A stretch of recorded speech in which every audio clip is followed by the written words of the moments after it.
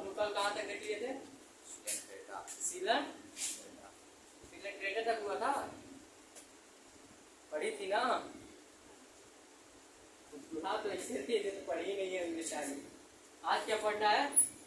Ctenophore या Ctenophora. कह रहा है कि जो टीनोफोरा है तो हम पहले ही बता चुके हैं कि हम हर एक फाइल में कितना पॉइंट पढ़ना है?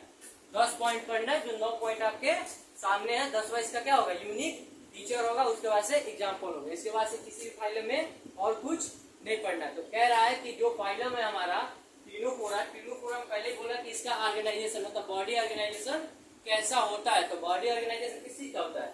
टिश्यू ग्रेड का होता है, मतलब ये टिश्यू लेवल के होते हैं। इससे पहले हमने क्या देखा था? वो किस लेवल के थे? इससे पीछे वाला क्या थे? टिश्यू थे, लेकिन पोरीफेरा क्या था? सेलुलर का था। अब कह रहा है कि जो इसकी सिमेट्री होती है, बॉडी और सिमेट्री क्या है?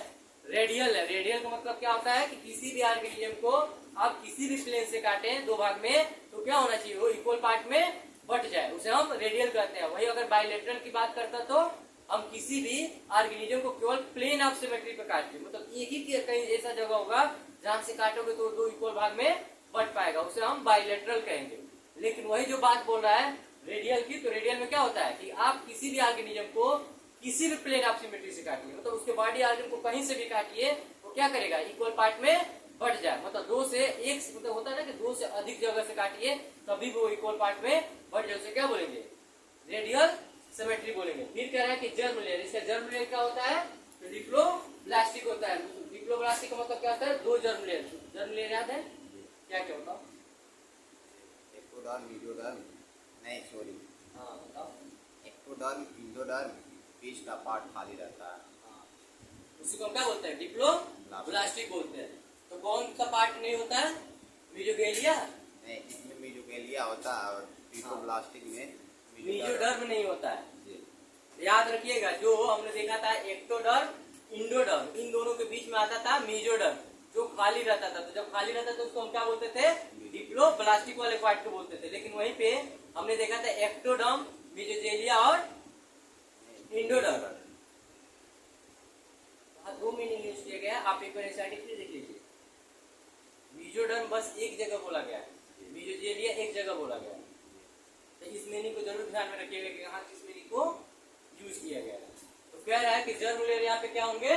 डिप्लोब्लास्टिक होंगे। डिप्लोब्लास्टिक में भी मतलब क्या होता है? डिप्लो मतलब 2, डाई मतलब 2, इसमें कितने जर्म लेयर पाएंगे? 2 जर्म लेयर पाए जाएंगे, एक एक्टो और एक इंडो। इसमें बीच वाला मेसोडर्म नहीं होगा। फिर कह रहा है कि सिलोम, सिलोम क्या होगा? तो ये सिलोमेट होगा, मतलब इसमें कोई भी जगह खाली नहीं होगी। कहानी याद है ना, एक दिन बताया था 3 फिगर बना के वो चीजें दिखाई थी, सब में जो भरा हुआ था उसको क्या बोला था? ये सिलोमेट बोला था। लेकिन एक पैचेस था में था उसको क्या बोला था? जीरो सिलोमेट बोला था। लेकिन एक जो खाली वाला था और एक स्टेप से जुड़ा हुआ था उसको क्या बोला था? सिलोम बोला गया था। याद है ना? तो कह रहा है कि इसका सिलोम कैसा होता है? तो ये सिलोमेट होता है। फिर कह रहा है कि हैबिट एंड हैबिटाट, मतलब ये कहाँ पाए जाते हैं, इनका रहन सहन क्या है, कहाँ रहते हैं, कहाँ देखने के लिए मिल जाएंगे, कहाँ ग्रो करते हैं। तो कह रहा है कि एक्टिवली मेरीन, मतलब ये कहाँ पाए जाएंगे? समुद्र में, यानी खारा पानी में। एक्टिवली मेरीन का मतलब क्या होता है? खारा पानी ना। ये कह रहा है कि सोलिटरी है बताओ पेलाजिक। इसका मतलब क्या होता है? ये जमीन से चिपके हुए होते हैं। ये मतलब ये नहीं कि मतलब तैरते हुए मिलेंगे आपको पानी के ऊपर, जैसे होता है ना प्लेटॉन हमेशा तैरते रहते हैं, ये हमेशा तैरते हुए नहीं मिलेंगे, कहीं ना कहीं जमीन के निचली सतह से क्या होंगे? चिपके हुए होंगे। फिर कह रहा है उसके बाद से कि इसका डाइजेशन सिस्टम क्या होता है? इसका डाइजेशन सिस्टम क्या होता है? इनकम्प्लीट होता है। तो ये भी हम लोग कहानी पढ़ चुके थे, जब इनकम्प्लीट होता है फिर भी उसको खाने तो खाएगा ही, तो डाइजेशन करना ही चाहिए। तो कह रहा है कि जब वो खाना खा लेता है तो उसका जो डाइजेशन सिस्टम होता है तो इनकम्प्लीट है, तो फिर पचाता कैसे खाने को? तो खाना को कैसे पचाता है? या तो इंटरसेलुलर से या तो एक्स्ट्रा सेलुलर से, मतलब या तो सेल के अंदर उसको ले जाके पचा लेता है या तो सेल के बाहरी हिस्सों पे भी उस खाने को पचा लेता है। मतलब इसके पास अपना डाइजेशन सिस्टम नहीं होता है। ये डायरेक्ट कहाँ पचाता है खाने को? सेलुलर लेवल पर पचाता है। इतना दिमाग रखिएगा, सेलुलर लेवल पे ही अपने भोजन को क्या करता है? ये डाइजेस्ट करता है। लेकिन इसका डाइजेशन सिस्टम क्या होता है? इनकम्प्लीट होता है। डाइजेशन सिस्टम मतलब क्या है? कोई भी चीज इनका एक प्रक्रिया में, एक पार्टिकुलर सर्किल में या एक सिस्टम में काम नहीं कर रहा होता है। मतलब डायरेक्ट सेल से कर रहा है ना, कह रहा है या तो इंट्रासेलुलर होगा, या तो सेल के अंदर जाकर पचेंगे खाना, या तो कहाँ पचेगा एक्स्ट्रा सेलुलर, या तो सेल के बाहर भी खाना पचाएगा। फिर कह रहा है कि इसका क्या है रेस्पिरेटरी सिस्टम। रेस्पिरेटरी सिस्टम अभी भी यहाँ प्रेजेंट नहीं है, हमने देखा था पोरीफेरा में भी नहीं था, उसके बाद वाले में नहीं था, इसमें भी नहीं है। अब कह रहा है कि सर्कुलेटरी सिस्टम, ये भी क्या है अभी भी, ये भी एब्सेंट, अभी भी ये पैदा दोनों नहीं हुए हैं। ये याद रखिएगा, अभी भी कहीं भी ना हमारा रेस्पिरेटरी सिस्टम आया है और ना ही हमारा सर्कुलेटरी सिस्टम आया और ना ही हमारा डाइजेशन सिस्टम आया। अभी तक हमने क्या पढ़ा है, सबसे पहले वाले में हमने क्या देखा था, इंट्रासेलुलर डाइजेशन देखा था किसमें, पोरीफेरा में। उसके बाद से कौन सा भी पढ़े हैं, सीलेंट टेट्रा में हमने देखा था, उसमें भी क्या था इंटरसेलुलर और एक्स्ट्रा सेलुलर, वहां भी देखा था। और फिर से कहा देख रहे हैं टीनोफोरा में भी हम देख रहे हैं, इसका डाइजेशन सिस्टम क्या है इनकम्प्लीट है, लेकिन इसका भी खाना पचाने का प्रक्रिया क्या है इंटरसेलुलर है और एक्स्ट्रा सेलुलर है। ये कह रहा है कि यहाँ पे रेस्पिरेटरी सिस्टम क्या है अभी भी एब्सेंट है, शुरू से अभी तक तीनों फाइलम एब्सेंट हो गया। फिर कह रहा है कि यहाँ पे सर्कुलेटरी सिस्टम भी क्या है, ये भी एब्सेंट है, अभी भी यहाँ कुछ नहीं डेवलप हुआ है। ये कह रहा है कि रिप्रोडक्शन, रिप्रोडक्शन में कह रहा है कि ये क्या होंगे ओनली ये सेक्सुअल होंगे और हर्माफ्रोडाइट होंगे।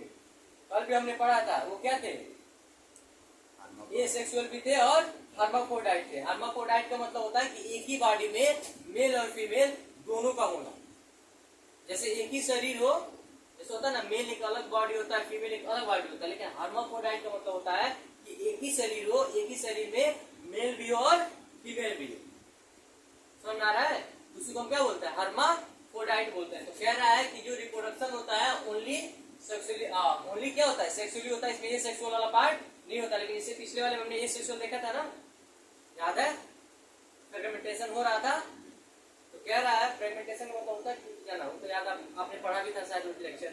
तो कह रहा है ये इसमें क्या होता है केवल और केवल सेक्सुअली ही रिप्रोडक्शन होता है, ये सेक्सुअल वाला मामला है ही नहीं है। तो फिर कह रहा है कि ये कैसा इनका बॉडी स्ट्रक्चर कैसा होता है, तो हर्माफ्रोडाइट होता है, एक ही बॉडी में मेल और फीमेल दोनों प्रेजेंट होता है। फिर कह रहा है कि इसका फर्टिलाइजेशन कैसा होता है, इसका फर्टिलाइजेशन बॉडी के अंदर नहीं होता है, ये बॉडी के बाहर होता है, इसलिए इसको क्या बोला जाए एक्सटर्नल फर्टिलाइजेशन बोला गया। फिर कह रहे हैं कि इसका डेवलपमेंट कैसा होगा, तो इनडायरेक्ट होगा। जाहिर सी बात है जब सेक्सुअल हो रहा होगा तो सेक्सुअल में क्या होगा गैमेट बनेंगे, फर्टिलाइज होंगे, जाइगोट होगा तो लार्वा स्टेज तो आएगा ही ना।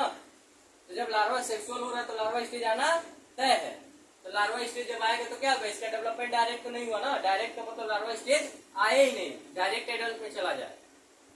तो जब कह रहा है कि ये क्या है ओनली फॉर सेक्सुअल और इसकी बॉडी हर्माफ्रोडाइट है, मेल और फीमेल एक ही बॉडी में पाए जा रहे हैं, और इनका फर्टिलाइजेशन कहाँ होता है एक्सटर्नल होता है, बॉडी के बाहर होता है। फिर कह रहा है कि इसका डेवलपमेंट कैसा होता है, तो इनडायरेक्टली होता है। तो इनडायरेक्टली होने का पीछे का पर्पज क्या है कि इसमें लार्वल स्टेज देखने को मिलता है। यहाँ तक समझ में आया, कोई डाउट यहाँ तक? अब हम इसका 10वां फीचर देखेंगे, यूनिक फीचर ऑफ क्या टीनोफोरा। कह रहा है कि जो टीनोफोरा होता है, टीनोफोरा का आखिर यूनिक फीचर क्या है, क्यों इसको दूसरे से अलग रख रहा है। मतलब कहने को तो हम लोग 11 फाइलम पढ़ रहे हैं, तो 11 फाइलम में सबसे बड़ी बात है कि 11 फाइलम हम पढ़ क्यों रहे हैं, क्योंकि 11 फाइलम के 11 जितने भी ऑर्गेनिज्म आ रहे हैं उनमें सबका क्या है अलग अलग, एक दूसरे से क्या है सब डिफरेंट है। जैसे सब एक जैसे होते तो ऐसा बनाने की जरूरत ही नहीं था, सबको एक ही साथ रख देते।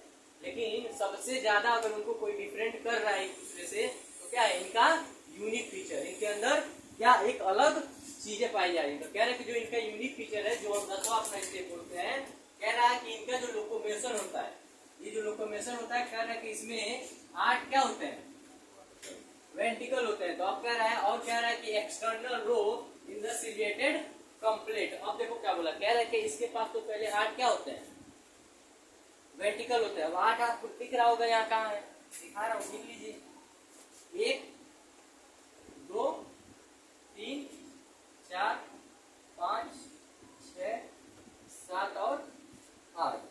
अब समझ में आया किस चीज की बात कर रहा है।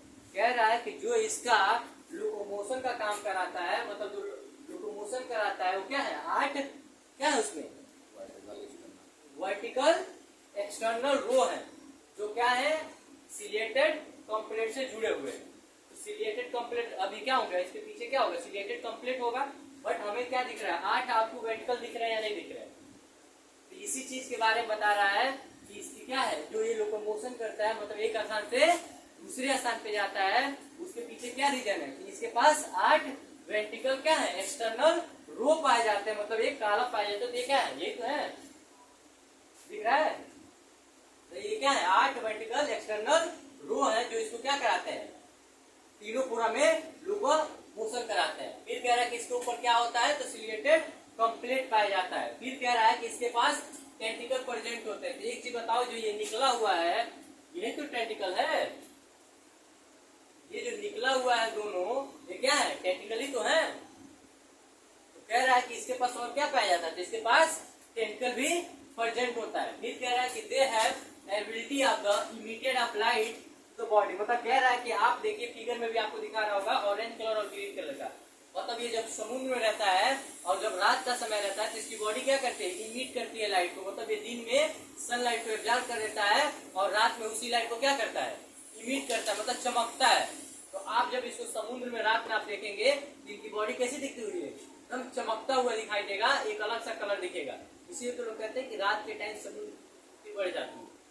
तो बढ़ाने के पीछे का पर्पस क्या है, ये सब ऑर्गेनिज्म है, इनके पास क्या है, अलग अलग एक एक खूबियां है। मान लो ये दिन में क्या कर रहा है, लाइट को एब्जॉर्ब कर रहा है, रात में लाइट को इमिट कर रहा है। तो वही बोल रहा है ये क्या है, they have the ability of the emit light from the body, अपने बॉडी से क्या करता है, लाइट को बाहर की तरफ शो करता है, मतलब रात में चमकता है। फिर कह रहा है कि दिस फिनोमेना, मतलब इसी फिनोमेना को क्या कहते हैं, बायोलुमिनेंस के नाम से जानते हैं, बायोलुमिनेंस के नाम से जानते हैं। जो चमक रहा है, जो लाइट को इमिट कर रहा है रात में, उसी पूरे प्रोसेस को किस नाम से जानते हैं, बायोलुमिनेंस के नाम से जानते हैं। फिर कह रहा है, इतना ही दिया गया ना, बाकी अब एक चीज और मैं बता दे रहा हूँ जो अपने एनसीईआरटी में नहीं दिया गया, फिर भी बता के जा रहा हूँ। कह रहा है कि जो ये टेंटिकल दिख रहे हैं, ये टेंटिकल का काम क्या होता है, इससे अपना फूड कैप्चरिंग करता है, मतलब क्या करता है, ये टेंटिकल है, इसके अंदर क्या लगे हुए हैं, अगर छोटे छोटे कांटे टाइप होते हैं, ये क्या करता है, अपने टेंटिकल को ऐसे घुमाएगा और दूर की तरफ फेंकता है। फेंकता है तो क्या होता है, इसमें जितने लोग होंगे चिपकेंगे या तो फंसेंगे। ये देखिए जिसमें जिसमें ये चुभ गए तो सब के सब क्या हो जाते हैं, पैरालाइज हो जाते हैं। फिर वो पैरालाइज हो जाएगा तो भाग नहीं पाएगा, तो क्या करता है, इसलिए पकड़ के उसको खा जाता है। इसीलिए आप, कल भी मैंने इस चीज को बताया था, आज भी बता रहा हूँ, उनमें एक अलग खासियत चल रहा है। मैं बार बार बोलता हूँ, मतलब कल भी मैंने इस चीज को बताया था कि जब भी आप समुद्र में कभी जाते हैं घूमने, तो यही बोला जाता है कि आप किसी भी ऑर्गेनिज्म को टच मत करिएगा। इसके पीछे का रीजन क्या है, अगर ये आपको भी मार दे तो क्या होगा, आप भी पैरालाइज हो सकते हैं, क्योंकि इसमें पॉइजन भरा होता है। टेंटिकल लाइसिस को अपने भोजन को क्या करना है, कैप्चर करना है और उसको डाइजेस्ट करना है। अब भाई जाहिर सी बात है कि ये डिफेंस भी इसी से करेगा, बचाव भी अपना इसी से करना है। इसके अंदर कुछ ना कुछ तो खासियत होगी, तभी तो बचेगा। तो अब याद रखिएगा, अब एक चीज बता दे रहा हूँ, ये आपके नीट में क्वेश्चन पूछा जा चुका है कि जब लाइट इमिट होता है उसको हम क्या बोलते हैं, बायोलुमिनेंस बोलते हैं। इसमें कितने वेंट्रिकल प्लेट पाए जाते हैं, तो 8 पाए जाते हैं। इसके पास टेंटिकल प्रेजेंट होता है कि नहीं होता है, तो होता है। बाकी हम सब प्रूफ के साथ दिखा रहा हूँ। 2 एग्जाम्पल दिया गया यहाँ पे, तीनों बताओ, तीनों प्लेना, और इसमें प्लूरोट्रोपिया, बोलो, प्लूरोट्रेकिया, प्लूरोट्रेकिया।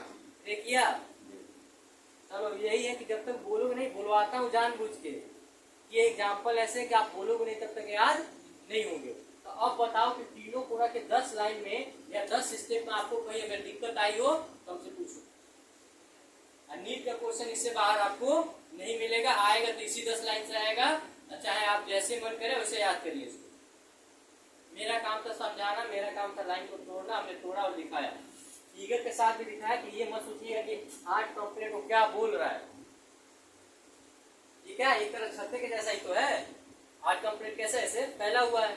आपके छत्ते में जो तीली होती है ना, अरे छत्ते के ऊपर जो तीली लगी होती है, जो क्या करती है, एक सेट देती है, तो वही चीज यहाँ पे क्या बोलता है, कंप्लेंट पाया जाता है। मतलब क्या होता है, ये 8 जो वर्टिकल रो पाए जा रहे हैं, ये कैसे दिखते हैं, कम प्लेट की तरह दिखते हैं, मतलब एक छत्ते जैसा दिखते हैं। समझ में आ रहा है ना। बाकी टेंटिकल दिख ही रहे, टेंटिकल से काम क्या करते हैं ये भी मैंने बता दिया। अब कोई डाउट हो तो बोलो। तो अगला हमें कौन सा फाइलम पढ़ना है, प्लेंटी,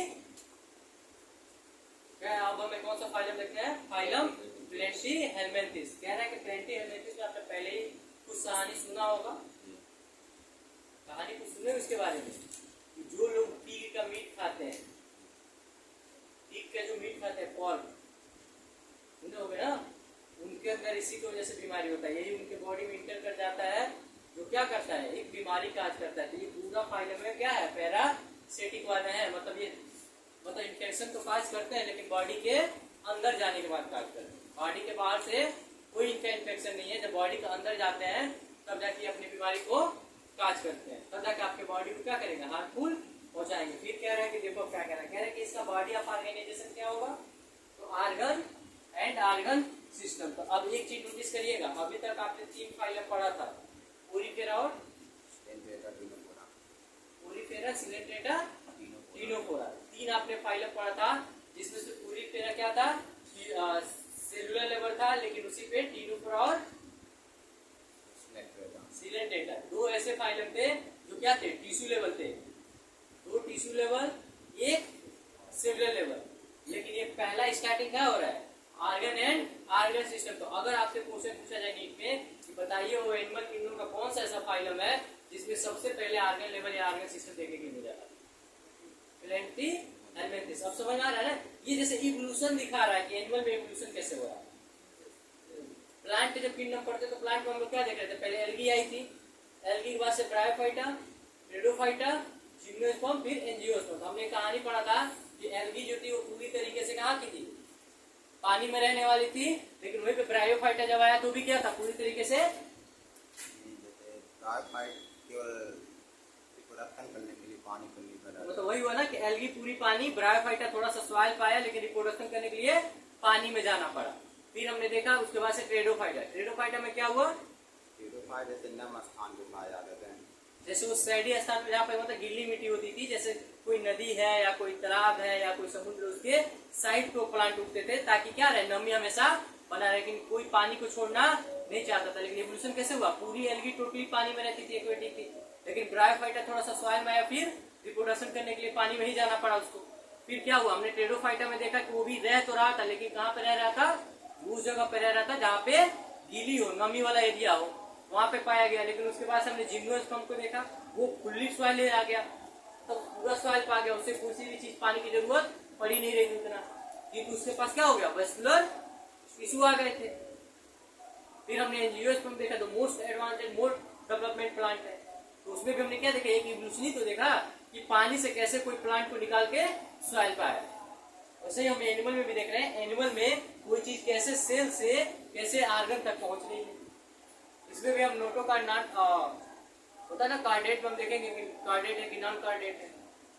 एम्ब्रियोजेनिक में भी आज इसीलिए तो कहा जाता है, जब आप इवोल्यूशन पढ़ते हैं तो कहा जाता है कि जितने भी आपके एनिमल हैं, सबके एनिमल या ऑर्गेनिज्म के सबके जो जाइगोट लेवल होता है, जो बेबी का छोटा वाला लेवल होता है, चाहे वो ह्यूमन को या किसी भी एनिमल का हो, सबका सेम होता है, एक ही स्ट्रक्चर होता है। आप शायद पढ़े कि नहीं पढ़े इवोल्यूशन में, लेकिन वहां पे ये चीजें बताई जाती हैं कि जब बेबी का आप आकार देखेंगे ना, जो जाइगोट वाला आकार होता है, जाइगोट के पास जो लार्वा स्टेज होता है बेबी वाला छोटा सा, तो चाहे वो ह्यूमन का हो चाहे वो एक एलिफेंट का हो, दोनों का सेम स्ट्रक्चर होता है, कोई डिफरेंट नहीं होता है। तो इसलिए तो कहा जाता है कि हमारा कहीं ना कहीं पूर्वज एक ही था, हम उसी में से डेवलप होके हम निकल आए। तो इसमें भी हम क्या देख रहे हैं, धीरे धीरे एक ग्रोथ ही तो देख रहे हैं कि कैसे कैसे डेवलपमेंट धीरे धीरे हो रहा है। जैसे हमने कोरिफेरा में देखा था सेलुलर का, इसके बाद हमने टिश्यू का देखा था, अब हम प्लेंटी हेलमेंथिस में ऑर्गन और ऑर्गन सिस्टम की बात कर रहे हैं। इससे पहले मतलब सेल में ही काम हो जाता था, उसके बाद से टिश्यू में ही काम हो जाता था, लेकिन अब क्या हुआ, पार्टिकुलर ऑर्गन और ऑर्गन सिस्टम में काम होने लगा। तो कह रहा है कि इसका सिमेट्री कैसी होगी, ये बायलेटरल होगा, मतलब आप किसी इसके बॉडी का ऑर्गेनिज्म, इसमें से मतलब कोई भी ऑर्गेनिज्म उठाएंगे, अगर काटेंगे तो क्या होगा, एक ही ऐसा जगह होगा जहां से काटने पे वो बराबर बराबर पार्ट में बट पाएगा। अगर उसके अलावा किसी और पोजीशन से काटना चाहते तो बराबर पार्ट में नहीं कटेगा।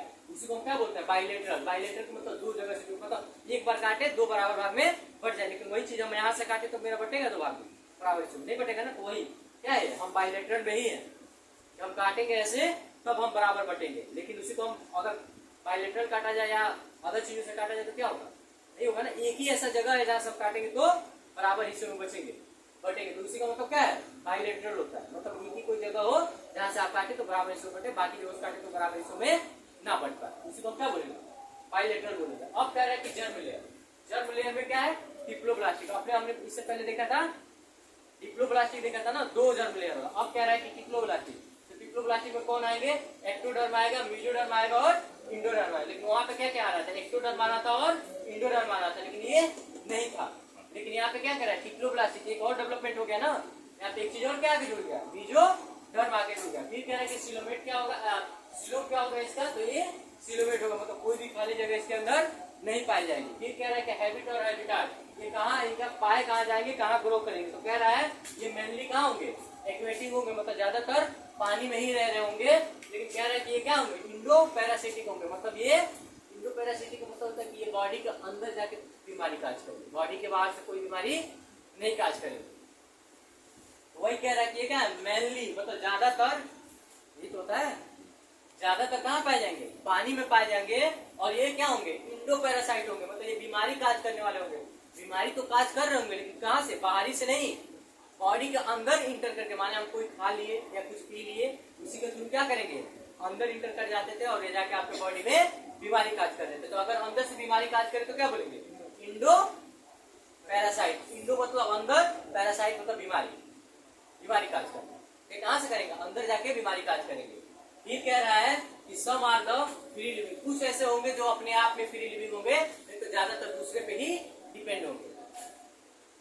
फिर कह रहा है कि इसका डाइजेशन सिस्टम क्या होता है, तो इसका डाइजेशन सिस्टम अभी भी इनकम्प्लीट ही है, अभी भी ये खाना पचा उचा नहीं पा रहे हैं सही से, मामला इनका अभी भी क्या होगा, इनकम्प्लीट दिखा रहा है। कह रहा है कि इसमें only a single opening which of the act of the mouth and anus, मतलब कह रहा है कि अभी भी इनका डाइजेशन सिस्टम कंप्लीट नहीं है, इनके पास केवल और केवल एक ही ओपनिंग पाई जाती है, जिससे क्या करते हैं, जिससे खाते भी और उसी से निकालते भी हैं। तो अभी भी ये कंप्लीट नहीं हो, कंप्लीट हम कब बोलेंगे, जब दो ओपनिंग पाया जाए, खाने के लिए अलग और निकालने के लिए अलग, तब हम उसको कंप्लीट डाइजेशन सिस्टम बोलेंगे।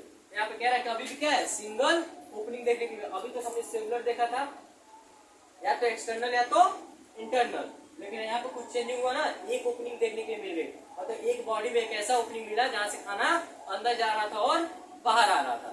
तो अभी क्या था, इनकम्प्लीट था इसका डाइजेशन सिस्टम। ये कह रहा है कि रेस्पिरेटरी सिस्टम, अभी भी रेस्पिरेटरी सिस्टम क्या है, अब्सेंटी, अभी भी नहीं पाया जा रहा है। सर्कुलेटरी सिस्टम में क्या है, अभी भी अब्सेंटी, अभी भी कंप्लीट मतलब पाया ही नहीं जा रहा। ये कह रहा है कि रिप्रोडक्शन, रिप्रोडक्शन में देखना, कह रहा है कि रिप्रोडक्शन में एसेक्सुअल, जब एसेक्सुअल हो रहा होगा तो क्या होगा, फ्रेगमेंटेशन होगा। हमेशा याद रखना, कहीं भी एसेक्सुअल होगा तो कौन सा प्रोसेस होगा, फ्रेगमेंटेशन होगा। कह रहा है कि इसके जगह पे रीजनरेशन भी देखने के लिए मिलता है। जैसे एक होता है प्लेनेरिया, आपने एक ऐसा कुछ स्ट्रक्चर का नाम देखा होगा, तो स्ट्रक्चर तो देखा ही होगा, एक प्लेनेरिया होता है जो ऐसा दिखाई देता है। आप इसको बॉडी की इसको कहीं से भी काट दो, कहीं से भी काट दो, ये सारे क्या करेंगे, नए नए प्लेनेरिया तैयार हो जाएंगे।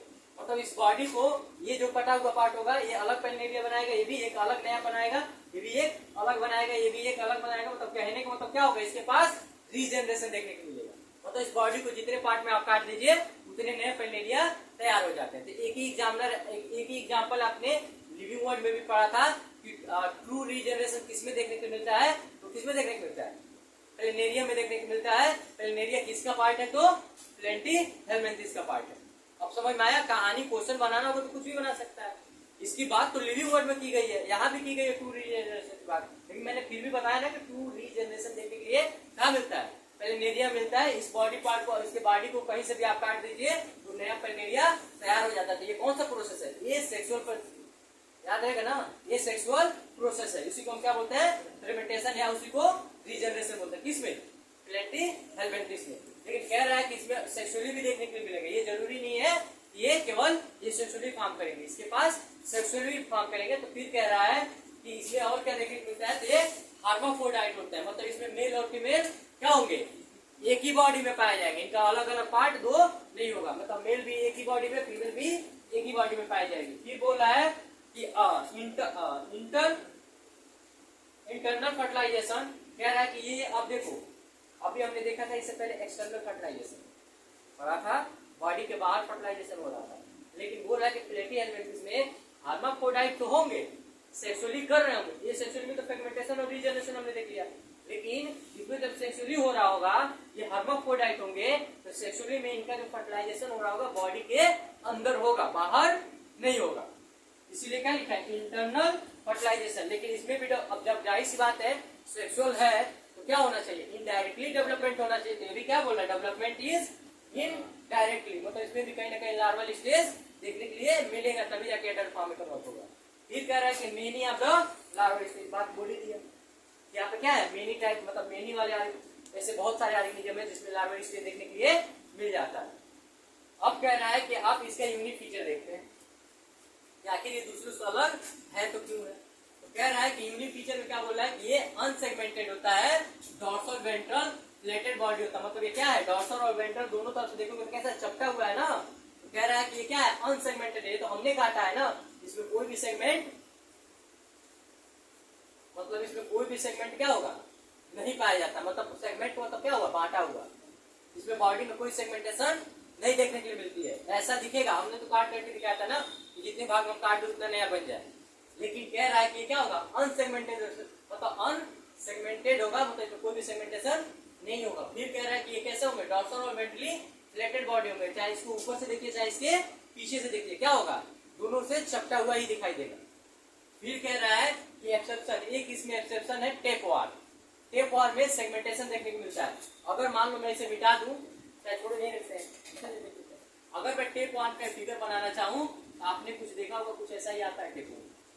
अब पूरा तो नहीं बना पाऊंगे इस टाइम, इस पे जगह नहीं है, बट आपने देखा होगा कि टेप वार का कुछ फिगर ऐसा है आपके एनसीईआरटी। तो कह रहा है कि क्या है, एक एक्सेप्शन है जो कि टेप वार, जिसमें क्या पाया जाता है, सेगमेंटेशन पाया जाता है, अनसेगमेंटेशन नहीं होता। देखो सेगमेंटेशन, अनसेगमेंटेशन का मतलब होता है जो बॉडी में क्या हो, लकीरें बनी हुई, मतलब बांटा गया उसको बॉडी को कई पार्ट में। तो टेप वार में आप देखते हो कि ऐसे ऐसे लकीरें दिखती है। इसका कहने का मतलब अनसेगमेंटेशन का, ये लकीरें नहीं होनी चाहिए, और बॉडी में कहीं भी सेगमेंटेशन मतलब बांटा हुआ पार्ट नहीं होना चाहिए। ऐसा कोई चिन्ह, मतलब ऐसा कोई लकीर या कोई सा ऐसा जगह नहीं होना चाहिए जो बॉडी को बांट रहा हो। जैसे अर्थवॉर्म में हर बॉडी बटी हुई है, लेकिन वैसा नहीं होना चाहिए। तो कह रहा है कि इसमें एक एक्सेप्शन आ गया, कौन सा, टेप वार। इसके बॉडी पे क्या होता है, सेगमेंटेशन होता है, बाकी सब पे क्या होगा, अनसेगमेंटेशन होगा, कोई भी बंटवारा नहीं होगा। लेकिन एक इसमें एक्सेप्शन क्या है, टेप वार, जिसके बॉडी पे क्या होगी, सेगमेंटेशन होगी। समझ में आया। अब कह रहा है ये क्या होंगे, expression by the flame cell and, बताओ, प्रोटोनेफ्रिडिया। मतलब कह रहा है कि ये जो अपने बॉडी के जो वेस्ट मटेरियल होंगे उसको निकाल रहे होंगे, जिसको हम क्या बोलते हैं, एक्सट्रेशन बोलते हैं। एक्सट्रेशन किस थ्रू कर रहे होंगे, इनके अंदर एक फ्लेम सेल पाया जाता है जिसके थ्रू अपने बॉडी के कचरे को बाहर कर रहे होंगे। इसी फ्लेम सेल को दूसरे किस नाम से जानते हैं, प्रोटोनेफ्रिडिया, प्रोटोनेफ्रिडिया के नाम से जानते हैं। और तो अपने बॉडी का वेस्टेज को निकाल रहे होंगे किस सेल से, फ्लेम सेल से। उसी फ्लेम सेल को क्या बोलते हैं, प्रोटोनेफ्रिडिया बोलते हैं। इतना समझ रहा है। अब कह रहा है कि जो हमने पढ़ा है, हुक आपने पढ़ा है, हुक है, शकर है, और जो हुक और शकर होता है किसमें, एक फिगर दिया गया आपके एनसीईआरटी में लीवर फ्लक्स का, लीवर फ्लक्स का एक फिगर दिया गया है, उसी में ये देखने के मिलता है हुक और शकर। कह रहा है कि ये जो बॉडी पार्ट होता है हुक और शकर, ये क्या होता है, पैरासिटिक होता है। ये क्या करता है, बीमारी काज करता है। अभी फायदेमंद नहीं है, बीमारी काजी कर रहे हैं। अब कह रहा है कि some of absorb the nutrient from the host through their body surface. मतलब कह रहा है कि जो होते हैं, जैसे आपने अट्ठे देखा है, अट्ठे जो बोलते हैं गाँव में ऐसा ही बोला जाता है वर्ड। अरे जो कुत्तों और बकरियों को ऊपर पाए जाते हैं, एक छोटी छोटी सी होती है, अब उसका भोजपुरी तो बोलना ही पड़ेगा, अंग्रेजी बोलूंगा तो इसे नहीं समझ पाएगा। अरे जो कीड़े लगे रहते हैं डॉग के ऊपर, या जो बकरियां पालती हैं उसे, तो वो भी क्या होता है, बॉडी के सरफेस से ही तो चिपके हुए होते हैं। जैसे आपकी दिल, अरे जू, ये तो जानती होंगे अंग्रेजी। जो जू होती है वो भी क्या करते हैं, आपके बॉडी सरफेस पे तो पाया जाता है, वो भी क्या करता है, आपके बॉडी से ही न्यूट्रिएंट्स को एब्जॉर्ब करके सर्वाइव कर लेता है। तो वही चीज कह रहा है कि सब कुछ ऐसे भी इसमें ऑर्गेनिज्म होते हैं, वो क्या करते हैं, जो किसी भी होस्ट सेल से, मतलब जिसको चिपके होते हैं, होस्ट सेल मतलब जिसको निर्भर होते हैं, उस बॉडी से क्या करते हैं, चिपक के उसके सरफेस से क्या करते हैं, न्यूट्रिएंट को एब्जॉर्ब कर लेते हैं, और न्यूट्रिएंट को एब्जॉर्ब करके अपना काम चला लेते हैं। फिर कह रहा है कि जो, अब इसका एग्जाम्पल क्या है, प्लूटोनिया सिलेनम, जिसको हम टेप वार्म भी जानते हैं, जो पीक में मिलता है। इसीलिए कहा जाता है कि पीक का मांस नहीं खाना चाहिए, लेकिन फिर भी लोग खा लेते हैं। इससे भी बीमारी होता है। कौन सी बीमारी, इसमें टीनिया सोडियम इंटर कर जाता है, सोडियम इंटर कर जाता है, वो क्या करता है, बॉडी में जाके फीवर काज करता है आपके स्मॉल इंटेस्टाइन को या लीवर को खराब कर देता है। फिर कह रहा है कि और इसका कौन सा एग्जांपल अपने हेलमिंथिस तो Fistiola. फेसियोला, जिसको दूसरे किस नाम से जानते हैं, लीवर फ्लक्स के नाम से जानते हैं। और सबसे अपना फेमस एग्जांपल प्लेनेरिया, जिसमें हमें ट्रू रीजनरेशन देखने को मिलता है, मतलब यही वाला है, जितने भाग में इसको काट दो उतना नया प्लेनेरिया तैयार हो जाता है। ये हुआ आज का टॉपिक खत्म। अगला हम कौन सा पढ़ेंगे, एस्क हेलमिंथिस। अगला टॉपिक हम लोग का एक्स हेलमिंथिस रहेगा।